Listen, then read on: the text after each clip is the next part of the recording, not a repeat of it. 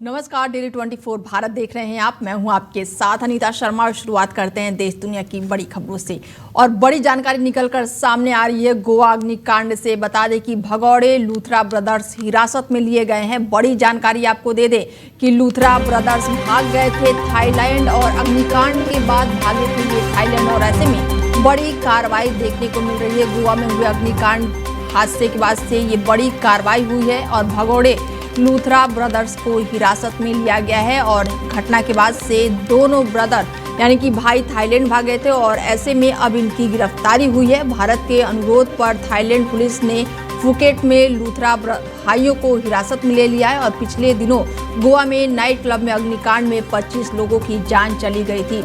Luthra brothers इस night club के founder हैं और हादसे के बाद से फरार बताए जा रहे थे। और ऐसे में ये बड़ी कार्रवाई देखने को मिल रही है।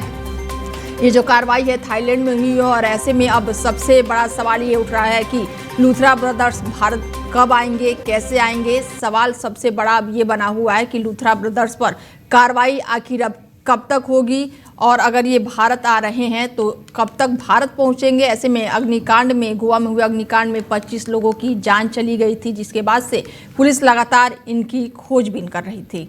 जानकारी आपको दे दें कि गोवा में हुए अग्निकांड में 25 लोगों की जान जाने के बाद से लूथरा ब्रदर्स जो थे वो थाईलैंड भाग गए थे। और ऐसे में अब थाईलैंड में बड़ी कार्रवाई की गई है। दोनों भाइयों को हिरासत में ले लिया गया है और अब सबकी निगाहें जो है उनके भारत लौटने पर है और कार्रवाई पर है। 25 लोगों की जान जाने का मामला है और ऐसे में अब कार्रवाई जो है वो देखने को मिलेगी। और ऐसे में इनका जो पासपोर्ट है उसको भी रद्द कर दिया गया है।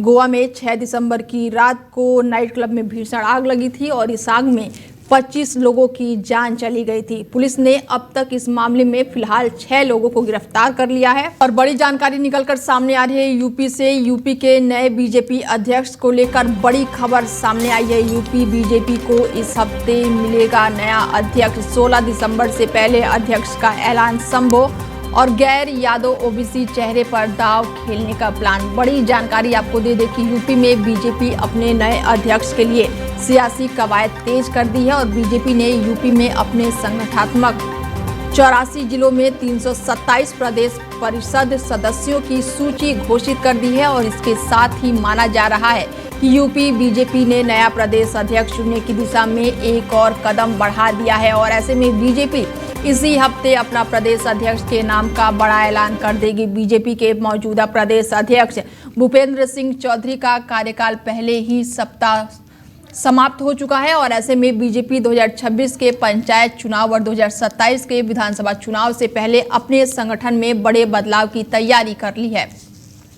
16 दिसंबर से खरमास शुरू हो रहा है और इससे पहले पार्टी अपने प्रदेश अध्यक्ष का चुनाव कर लेनी चाहिए। और इसी के मद्देनजर पार्टी ने गैर यादव ओबीसी चेहरे पर दांव खेलने की तैयारी की है।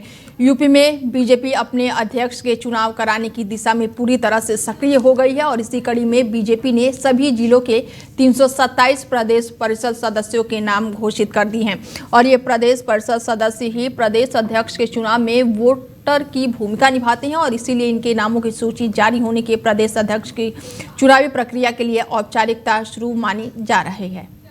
आगे बढ़ते हैं और बड़ी जानकारी निकलकर सामने आ रही है कि संसद के शीतकालीन सत्र का आज 9वां दिन। एसआईआर पर आज भी हंगामे के आसार, और कल राहुल ने शाह को डिबेट के लिए किया था चैलेंज। बड़ी जानकारी आपको दे दें कि संसद के शीतकालीन सत्र का आज 9वां दिन है और एसआईआर और वोट चोरी जैसे मुद्दों पर आज भी दोनों सदनों में हंगामे के आसार हैं। इससे पहले गुरुवार को चुनाव सुधारों पर चर्चाओं के दौरान विपक्ष के नेता राहुल गांधी ने गृह मंत्री अमित शाह के डिबेट के लिए भी चैलेंज दिया था। दरअसल इससे पहले अमित शाह ने कहा था कि चुनाव सुधार पर चर्चा से बीजेपी के लोग भागते नहीं हैं। लोकसभा में दोनों के बीच इस पर तीखी बहस भी हुई। शाह ने राहुल गांधी को लोकसभा में पूछे 3 सवालों का जवाब भी दिया और इस दौरान सदन में 7 से ज्यादा बार हंगामा हुआ है और आखिर में कांग्रेस ने सदन में वॉकआउट कर दिया। Let us have a debate on my press conference. Yes. Let us go. Yes. Let us have very good idea. Let us have a debate on my press conference. Okay. Amit Shah ji, I challenge you. I challenge you to have a debate on the 3 press conferences. Please. ठीक है, बैठ जाइए. Please. बैठ जाइए. माननीय please माननीय आपने बात करी प्लीज। ये डिबेट ही तो चल रही है। उत्तर प्रदेश में और हरियाणा में दोनों चुनाव में वोट कैसे दे रहे माननीय हैं? प्लीज ये भी जवाब दे दीजिए। Let us have a debate on my press conference. Let us बता दें कि कल सदन में भारी हंगामा देखने को मिला और ऐसे में अमित शाह और राहुल गांधी के बीच भी तीखी बहस हुई। लोकसभा में चुनाव सुधार के मुद्दे पर बुधवार को गृह मंत्री अमित शाह ने भाग लिया और ऐसे में मंगलवार को इस चर्चा के दौरान लोकसभा में नेता प्रतिपक्ष राहुल गांधी ने अपनी बात रखी और उन्हें SIR के मुद्दे को लेकर और वोट चोरी को लेकर तीखा बहस भी हुआ। और ऐसे में इस खबर पर ज्यादा जानकारी के साथ विकास जोगी जी जुड़ चुके हैं और उनसे जानते हैं कि राहुल गांधी और अमित शाह के बीच तीखी बहस हुई है। हालांकि राहुल गांधी ने डिबेट का चैलेंज भी दे दिया है। विकास जी, कल काफी सदन में बहस हुई वोट चोरी को लेकर, SIR को लेकर और राहुल गांधी ने हालांकि खुला मतलब ओपन अमित शाह को चैलेंज दे दिया है डिबेट के लिए। तो क्या लग रहा है आज की जो सदन चलेगी वो ठीक ठाक चलेगी? सदन तो ठीक ठाक चलने की आज तक मतलब यानी कल तक जो भी सदन में हुई है कार्रवाई उनको लेकर लगता है कि आज भी वही हो हंगामा होगा। क्योंकि विपक्ष का सिर्फ और सिर्फ एक ही हेतु है कि वो SIR वाला जो काम हो रहा है तो SIR वाला काम नहीं है। क्योंकि अखिलेश यादव जी ने तो कल ये भी बोला था कि SIR नहीं है, NRC का कॉपी है, NRC के लिए जा रहे हैं लोग। मैं ये नहीं समझ पा रहा अभी तक विपक्ष के, चाहे अखिलेश जी हो चाहे राहुल जी हो, कि इनको इस SIR से आखिर समस्या कहाँ आ रही है। भाई जिसके वोट कटे हैं उसके साथ तुम अपने कार्यकर्ता को लगाओ, वो अपना एविडेंस देगा, अपने प्रूफ देगा, तब जाकर होंगे। SIR के तहत हमारे भी वोटिंग का सर्वे हुआ, आपका भी, सभी का हो रहा है उसमें। लेकिन पर्टिकुलर जो दिक्कत इन लोगों को इसलिए हो रही है, जो बांग्लादेशी रोहिंग्या जो अन्य अन्य लोग हैं उनकी वजह से इनको समस्या हो रही है।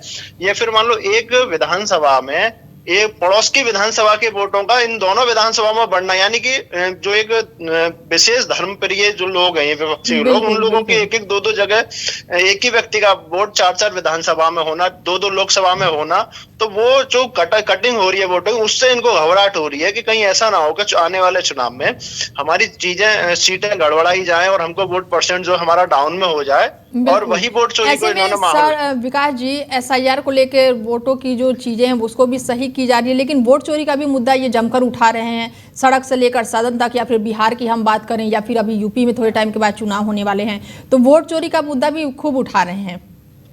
वोट चोरी कैसे वोट चोरी हो रही है? जहां वोट मान लो आज कांग्रेस इसमें बिहार में सरकार आई है एनडीए की, एनडीए के अलावा जदयू के आरजेडी के भी विधायक आए हैं, अन्य लोग भी आए जीत के, वो भी फिर कैसे आ गए? और मान लो ऐसा होता तो फिर सारी चीजें बीजेपी हर जगह अपनी सरकार बना लेती ना। नहीं, लेकिन ये जहां पर कांग्रेस की सरकार है वहां पर वोट चोरी का मुद्दा बिल्कुल नहीं उठते। नहीं होता ही नहीं, वहां पर कोई नहीं होता। वहां तुम वोट चोरी अगर वोट चोरी तो एक इनका एक कॉमन हो गया है सब्जेक्ट।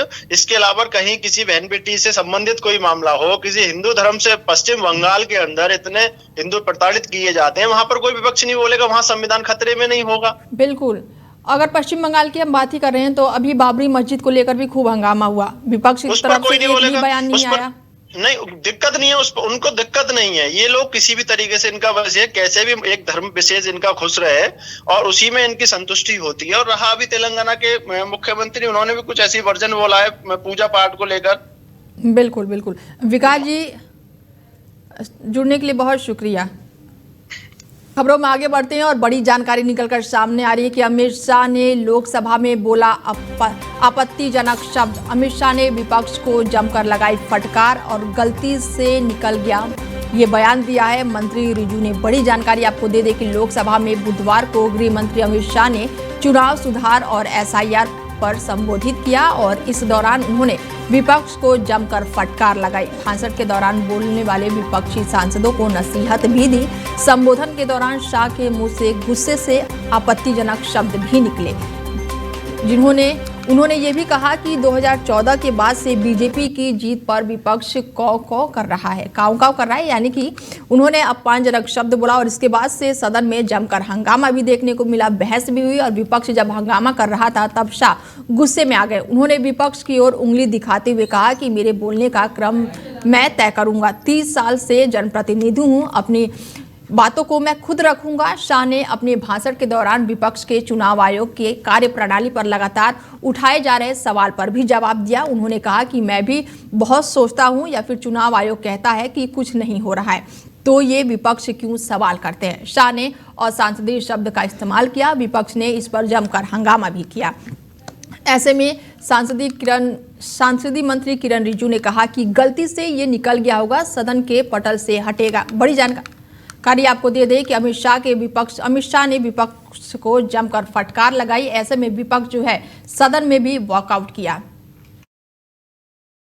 अब चुनाव आयोग ने तो निर्णय कर दिया, मगर मैं भी साहब थोड़ा ज्यादा सोचता हूं। तो मैंने सोचा ये चुनाव आयोग कहता है कुछ नहीं हो रहा है, कुछ नहीं हो रहा है, तो ये लोग आरोप क्यों लगा रहे?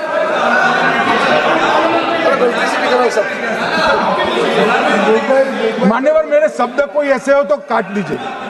काट दिया। अब चुनाव आयोग ने तो निर्णय कर दिया।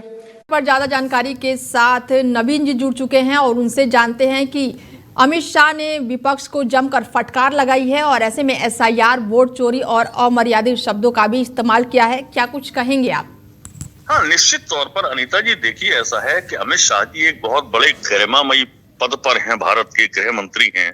और गृह मंत्रियों का अगर हम इतिहास उठाकर देखें तो बहुत संसदीय और बहुत शांत और कूल शब्दों में उन्होंने हमेशा जवाब देने की प्रणाली रही है। लेकिन इतना आक्रोश, इतनी हताशा आखिर क्यों है अमित शाह जी के अंदर? अरे भाई, चुनाव आयोग के ऊपर सवाल किया है विपक्ष ने, भारतीय जनता पार्टी पर तो कोई सवाल उठाया नहीं है, नरेंद्र मोदी जी की सरकार पर कोई सवाल नहीं उठा रहे हैं। वो सवाल उठा रहे हैं कि भाई चुनाव आयोग जिस तरीके से फुल्ली आपने एम्पावर्ड कर दिया है, मतलब ऐसा लग रहा है कि वो सुप्रीम कोर्ट से भी ऊपर हो गया है और जो चाहेगा वो करेगा, जिस तरीके से चाहेगा करेगा। सरकार का कोई नियंत्रण नहीं है, किसी का कोई नियंत्रण नहीं है। तो इस प्रणाली के ऊपर अगर कोई सदन में, पार्लियामेंट में सवाल उठाया जा रहा है तो उस पर आके आपको बात करनी चाहिए, ना कि आप किसी को। राहुल गांधी ने तो खुला चैलेंज दे दिया है डिबेट करने के लिए। नहीं, बिल्कुल राहुल गांधी ने सही चैलेंज दिया है कि भाई आप लोग जनता के नेता हैं, आप अपने आप से नेता नहीं है। यहाँ कोई रजवाड़ा प्रवृत्ति नहीं चल रही है, वो प्रणाली नहीं है। आपको भी जनता ने चुनकर भेजा और नेता प्रतिपक्ष को भी जनता ने चुनकर भेजा है। तो सवाल इस बात का है कि आप आइए, जनता के सामने खुले मंच पर डिबेट कर लीजिए। तमाम चैनलों के सामने दिक्कत क्यों आ रही है भाई? आप क्यों उससे घबरा रहे हो? सदन में भी आप चर्चा नहीं करेंगे, आप हताश हो जाएंगे, तो आप अब शब्दों का प्रयोग करेंगे, आक्रामक हो जाएंगे। ये प्रणाली पार्लियामेंट के अंदर हमने देखा है। इससे पहले आपने अंबेडकर के जाप करके वाली टिप्पणी की थी, हमने अमित शाह नहीं की थी। इसके अलावा रामवीर सिंह बिधूड़ी आपके जो सांसद रहे, उन्होंने इस तरीके की आपत्तिजनक टिप्पणी की। जो वोट चोरी का मुद्दा उठता है तो इनका कहना है कि जहां पर कांग्रेस की सरकार है वहां पर वोट चोरी नहीं है, और जहां पर बीजेपी और एनडीए वहां पर वोट चोरी का मुद्दा उठ रहा है। नहीं अनिता जी, ये कोई लॉजिक नहीं है। देखिए ऐसा है कि अब कोई आदमी कह दे कि साहब प्याज नासिक में सस्ता है, दिल्ली में महंगा, इसका क्या मतलब है? अरे जो सच्चाई दिखाई दे रही है, जनता देख रही है, लोग देख रहे हैं, उसमें पारदर्शिता लाने में दिक्कत क्या है? वीडियो जब वोटर लिस्ट में आप फोटो सार्वजनिक कर रहे हैं तो फिर वोटिंग की फुटेज सार्वजनिक करने में कौन सी दिक्कत आ रही है? चुनाव आयोग को समझ में नहीं आता है। चुनाव आयोग जिस तरीके से बात कर रहा है और उसके बाद जो उसकी बैकअप करने के लिए, उसको सपोर्ट करने के लिए भारतीय जनता पार्टी फील्डिंग कर रही है, वो कहीं ना कहीं संदेह पैदा देश की जनता के दिलो दिमाग में कर रहा है। वंदे मातरम पर अगर हम बात करें कि वंदे मातरम पर भी चर्चा हुई, वहां पर भी हमने देखा कि चर्चा हो ही नहीं पाई, और इसके बाद से एसआईआर को लेकर लगातार 2 दिनों से यहाँ पर आप माहौल देख ही रहे हैं, और आज भी एसआईआर पर ही कहा जा रहा है कि चर्चा होगी। ऐसे में क्या लग रहा है कि 3 दिनों से सदन जो है वो बस हंगामे की भेंट ही चढ़ रहा है? नहीं, देखिए आप, ऐसा जब से मोदी जी की सरकार आई है, ये अभी भी आज से देश को 50 साल पीछे ले जाने के चक्कर में और पीछे की बातें कर रहे हैं। नेहरू के टाइम की बातें करेंगे, आजादी के आंदोलन की बातें करेंगे, दुनिया जहां की बातें करेंगे, इतिहास बदलने की बातें करेंगे, लेकिन जो वर्तमान के सामने विषय है, युवाओं का भविष्य है, देश का भविष्य है, उस पर चर्चा नहीं करना चाहती है। तो कौन से तरीके से ये सदन को चलाना चाह रहे हैं, किस तरीके से देश को आगे बढ़ाएंगे? रुपया डॉलर के सामने औंधे मुंह पड़ा हुआ है, आप उस पर चर्चा करिए ना सदन में। बताइए कि हमारे पास ये रेमेडी है, इससे हम इस डॉलर रुपए को थोड़ा सा मजबूत करेंगे और इस तरीके से धीरे धीरे मजबूत करके ग्रेजुअली आगे आएंगे। कोई तरीका ही नहीं है आपके पास, कोई टेक्नोलॉजी नहीं है, कोई प्रणाली नहीं है। अच्छे अर्थशास्त्रियों को आप लाते हैं, वो आपकी मनमानी को सुनकर छोड़ के चले जाते हैं। ऐसे में अगर चर्चा की बात ही कर रहे हैं नवीन जी, तो ना तो हमारे सदन में हमने देखा है कि शिक्षा को लेकर होती है, ना तो अस्पतालों को लेकर होती है, ना स्वास्थ्य व्यवस्था पर होती है, ना बेरोजगारी को लेकर होती है। तमाम मुद्दे तो गायब हैं। निश्चित तौर पर आप एक चीज देखिए, केवल और केवल हमारी सरकार इतिहास में जी रही है, अतीत के पन्ने उलट रही है, वर्तमान से उसका कोई लेना देना नहीं है, भविष्य को लेकर कोई प्लानिंग नहीं है। जिस तरीके से ये सरकार चल रही है, आप एक देखें, एनालाइज करें, 2014 से 2025 में हम बैठे हैं, तो हमें ये महसूस हो रहा है कि देश कम से कम 10-12 साल पीछे चला गया है। आज की तारीख में आप तकनीकों पर कोई बात ही नहीं करना चाह रहे हैं। नई टेक्नोलॉजी आ रही है, विश्व कहाँ जा रहा है, हम कहाँ खड़े हैं, नई प्रतिभाओं के लिए कोई मौका नहीं मिल रहा इस देश के अंदर, आप उस पर चर्चा नहीं करना चाह रहे हैं, कोई नई योजना नहीं। और सबसे बड़ी चीज जो है, इस देश को जो भ्रष्टाचार का कैंसर खा रहा है, उस पर सरकार बोलती नहीं है। अरे भाई, भ्रष्टाचार हुआ है, भ्रष्टाचार हो रहा है, उस पर आप लगाम लगाइए, उसके लिए कोई अलग से एक सृजित कर दीजिए ना। स्वायत्त संस्था क्यों नहीं बना पा रहे? ईडी और सीबीआई, वो तो आपके हाथ की कठपुतलियों पहले भी रही है। ये नहीं कह रहा हूं भाजपा की आपकी कठपुतली, पहले कांग्रेस की आपकी भी कठपुतली रही है। नवीन जी, समय का थोड़ा सा अभाव है। नवीन जी, समय का थोड़ा सा अभाव है। जुड़ने के लिए बहुत शुक्रिया आपका। Thank you. भारत निर्वाचन आयोग आज एसआईआर प्रक्रिया को लेकर अहम बैठक करने वाला है। खबरों की माने तो यूपी और पश्चिम बंगाल समेत 12 राज्यों में एसआईआर का काम तय समय से पीछे है, जिसके चलते आयोग इस राज्य के लिए समय सीमा बढ़ाने पर विचार कर रहा है। जिन राज्यों में एसआईआर की प्रगति धीमी बताई जा रही है, उसमें अंडमान निकोबार द्वीप समूह, छत्तीसगढ़, गोवा, गुजरात, केरल, लक्षद्वीप, मध्य प्रदेश, पांडुचेरी, राजस्थान, तमिलनाडु, यूपी और पश्चिम बंगाल शामिल है। आयोग का कहना है कि मतदाता सूची को अधिक सटीक और अद्यतित बनाने के लिए अतिरिक्त समय देना जरूरी है। देश भर में मतदाता सूचियों को सुधारने और व्यवस्थित करने के लिए एसआईआर प्रक्रिया चलाई जा रही है। इसका मकसद फर्जी वोटिंग रोकना, डुप्लीकेट नाम हटाना, मृतक स्थानांतरित मतदाताओं के नाम साफ करना और पात्र नागरिक यानी कि 18 साल से अधिक आयु वालों को सूची में शामिल करना है। केरल को छोड़कर देश के 11 राज्य और केंद्र शासित प्रदेशों में चल रहे वोटर लिस्ट के स्पेशल इंटेंसिव रिवीजन के फॉर्म जमा करने की आज आखिरी तारीख है। देश में जारी इंडिगो संकट के बीच चेयरमैन विक्रम सिंह मेहता ने फ्लाइट कैंसिलेशन को लेकर माफी मांगी है और इससे पहले इंडिगो के सीईओ ने भी इस संकट को लेकर माफी मांगी थी। इंडिगो के चेयरमैन विक्रम सिंह ने सार्वजनिक माफी मांगी। उनका ये माफी पिछले एक हफ्ते से जारी इंडिगो संकट से फैली अस्थिरता के बीच आई है। उन्होंने माफीनामे में साथ ही उन्हें आरोपों को भी सिरे से खारिज कर दिया है, जहां पर एयरलाइंस ने नए नियमों को दरकिनार करने के लिए जानबूझकर ये संकट पैदा किया। उन्होंने 8 मिनट का वीडियो संदेश में कहा है कि 3 दिसंबर से बड़े पैमाने पर उड़ानें रद्द होने की बात स्वीकार करते हुए कहा है कि कंपनी ने अपने ग्राहकों को निराश किया है। साथ ही उन्होंने भरोसा दिलाया है कि एयरलाइंस की सेवाएं उम्मीद से पहले ही सामान्य हो गई हैं और इसके साथ ही उन्होंने कहा कि नागरिक उड्डयन महानिर्देशालय उन घटनाओं को पूरी श्रृंखला की जांच कर रहा है जिसके चलते देश भर में हजारों यात्री फंस गए हैं। उन्होंने पुष्टि की कि इंडिगो प्रबंधन के साथ मिलकर काम करने के लिए बाहरी तकनीकी विशेषज्ञों की नियुक्ति करेंगे ताकि इस पूरी गड़बड़ी के मूल कारणों का पता लगाया जा सके और ये सुनिश्चित किया जा सके कि इस तरह का व्यवधान दोबारा कभी ना हो। My name is Vikram Singh Mehta. I'm the chairman of the board of directors of Interglobe Aviation Limited. Over the past week, our airline has faced major operational disruptions that have affected many of our valued customers personally. On 3rd December, an unexpected chain of events led to large-scale flight cancellations. This continued into 4th and 5th December. Thousands of our passengers were left stranded. Many missed important family events, business commitments, medical appointments, and international connections. Baggage was delayed or misdirected. I know how much distress this has caused. I want to say very simply and very clearly, we are sorry. राष्ट्रपति द्रौपदी मुर्मू अपनी पहली 2 दिवसीय यात्रा पर आज मणिपुर पहुंचेंगी और अधिकारियों को अभी तक राष्ट्रपति का औपचारिक कार्यक्रम नहीं मिला है, लेकिन सुरक्षा एजेंसियों को तैयारी के निर्देश दे दिए गए हैं। राष्ट्रपति द्रौपदी मुर्मू के दौरे का विरोध में उग्रवादी संगठनों के संयुक्त मंच कारकॉम के 2 दिनों के लिए पूर्ण बंद आह्वान के चलते सुरक्षा व्यवस्था चाक चौबंद की गई है। तैयारियां पूरी हो चुकी हैं और एक सामान्य अधिकारी ने बताया है कि मुर्मू आज इम्फाल में एक कार्यक्रम में शामिल हो सकती हैं और 12 दिसंबर को महिला स्वतंत्रता सेनानियों को सम्मानित करने के लिए मेमोरियल कॉम्प्लेक्स का दौरा करेंगी। अधिकारियों ने बताया कि मुर्मू के 12 दिसंबर को नागा बहुल्य सेनापति जिले में एक कार्यक्रम में शामिल होने के लिए भी जाने की उम्मीद है। वायु प्रदूषण दिल्ली के लिए एक गंभीर समस्या बन गया है। जिसके फिलहाल आपको बता दें कि कोई भी राहत मिलती नजर नहीं आ रही है। सुबह कई इलाकों का एयर क्वालिटी जो है वो 300 के पार रिकॉर्ड किया गया, जो कि प्रदूषण को बहुत ही खराब श्रेणी में माना जाता है। मौसम विभाग के मुताबिक आज कई इलाकों में कोहरा छाए रहने की उम्मीद है। बुधवार के मुकाबले आज न्यूनतम तापमान में 2 डिग्री सेल्सियस तक की गिरावट दर्ज की गई है और आज सुबह 6 बजे दिल्ली के ओवरऑल AQI खराब श्रेणी में रही और ऐसे में 16 इलाके प्रदूषण के लिए रेड जोन घोषित किए गए हैं और यहाँ पर AQI जो है वो 300 के पार है। अधिकतम जो AQI है वो NSIT द्वारका के 340 रिकॉर्ड किया गया है। दिल्ली में अभी सिर्फ प्रदूषण ही नहीं बल्कि सर्दी ने भी अपना जोर दिखाना शुरू कर दिया है। IMD के मुताबिक आज दिल्ली के अधिकतम तापमान जो है वो 24 और न्यूनतम तापमान 8 डिग्री सेल्सियस तक पहुंचने की संभावना जताई जा रही है। बड़ी जानकारी आपको दे दें कि दिल्ली NCR में लगातार प्रदूषण का खतरा बना हुआ है और ऐसे में 19 इलाकों में AQI जो है वो 300 के पार पहुंच गया है।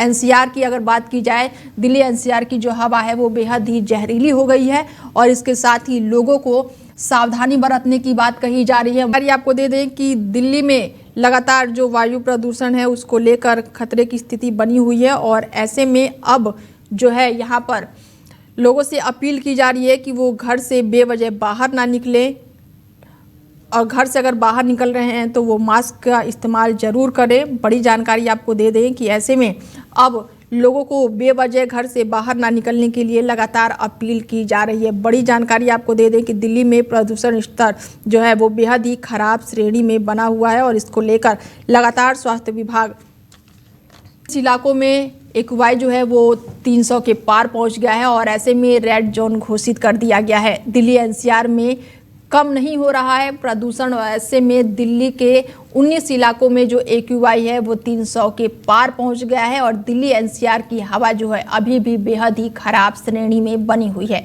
और इसको लेकर लगातार जो स्वास्थ्य विभाग है अलर्ट जारी कर रहा है और उनका कहना है कि बेवजह घर से बाहर ना निकले बुजुर्गों को और बच्चों को और साथ ही अगर आप घर से बाहर निकल रहे हैं तो मास्क का प्रयोग जरूर करें। बड़ी जानकारी आपको दे दें कि दिल्ली NCR में वायु प्रदूषण का खतरा लगातार काफ़ी दिनों से बना हुआ है और ऐसे में 19 इलाकों में आज जो है AQI वो 300 के पार दर्ज किया गया है और इसको लेकर लगातार अलर्ट भी जारी हो रहा है, एडवाइजरी जारी हो रही है। हालांकि मास्क पहनने की सलाह दी जा रही है, बच्चों को और बुजुर्गों को घर में रहने की सलाह दी जा रही है और इसके साथ ही कहा जा रहा है कि वो बेवजह घर से बाहर ना निकले। बड़ी जानकारी आपको दे रहे हैं और बड़ी जानकारी निकलकर सामने आ रही है राजस्थान से। बता दें कि राजस्थान में एक बार फिर से बड़ा बवाल देखने को मिल रहा है। राजस्थान से बड़ी खबर निकलकर सामने आ रही है। बड़ी जानकारी आपको दे दें कि किसानों का बवाल, घर छोड़कर भागे लोग। बड़ी जानकारी आपको दे दें कि राजस्थान किसानों का बवाल देखने को मिल रहा है और ऐसे में इंटरनेट भी बंद है। हनुमानगढ़ी में फैक्ट्री का विरोध किया जा रहा है और किसानों के बवाल के चलते लोग घर छोड़कर भाग रहे हैं। हनुमानगढ़ी में एथेनॉल फैक्ट्री को लेकर हो रहे विरोध प्रदर्शन में आज तनाव बढ़ने की आशंका है और कांग्रेस नेता और किसानों ने चेतावनी दी है कि मांग पूरी नहीं होने तक आंदोलन लगातार जारी रहेगा। ऐसे में 14 गाड़ियां जलाई गई हैं और MLA जो है वो भी घायल बताया जा रहा है। राजस्थान से बड़ी खबर निकलकर सामने आ रही है और बता दें कि गुरुवार सुबह से किसानों का प्रदर्शन स्थल के पास के गुरुद्वारे में पहुंच गए हैं और आज भी जिले के कई क्षेत्रों में इंटरनेट सेवाएं जो है वो पूरी तरह से बंद रहेंगी। हनुमानगढ़ी की ये खबर है। ऐसे में दीवार तोड़कर घुसे हैं और ऑफिस भी फूंक दिया है। बड़ी जानकारी आपको दे दें कि और इस दौरान जो बवाल हुआ है, पुलिस और किसानों के बीच पत्थरबाजी भी हुई है और लाठीचार्ज और आंसू गैस के गोले भी दागे गए हैं। गुस्साए किसानों ने 14 गाड़ियों को फूंक दिया है और कांग्रेस विधायक अभिमन्यु पुनिया को भी लाठीचार्ज में सिर पर गंभीर चोटें लगी हैं और हिंसा में 50 से ज़्यादा गंभीर रूप से लोग घायल बताए जा रहे हैं और ऐसे में यहाँ पर दीवारें तोड़कर और ऑफिसों को फूंक दिया गया है। इंटरनेट सेवाएं बंद कर दी गई है। 14 गाड़ियों को जलाया गया है और ऐसे में MLA जो है वो गंभीर रूप से घायल भी बताए जा रहे हैं। पुलिस के 700 से ज़्यादा जवान तैनात किए गए हैं। बड़ी जानकारी निकलकर सामने आ रही है। राजस्थान से ये बड़ी खबर निकलकर सामने आ रही है जहाँ पर किसानों और पुलिस के बीच ये झड़प हुई है और ऐसे में यहाँ पर जो इंटरनेट सेवाएं वो बंद कर दी गई है, दीवारें तोड़ी गई हैं, ऑफिसों को फूंक दिया गया है और 14 गाड़ियां जलाई गई हैं। फिलहाल बुलेटिन में मेरे साथ इतना ही। दीजिए इजाजत। नमस्कार।